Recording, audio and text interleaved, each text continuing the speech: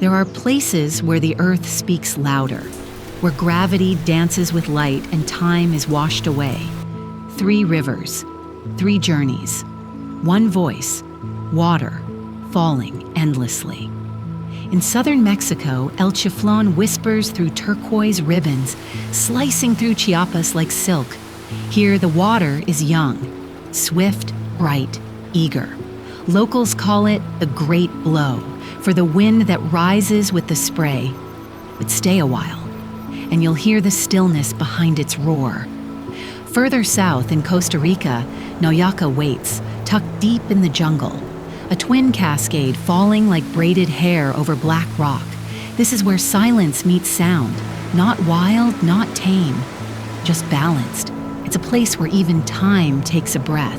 And then Iguazu, the giant, straddling Argentina and Brazil. Its name means big water.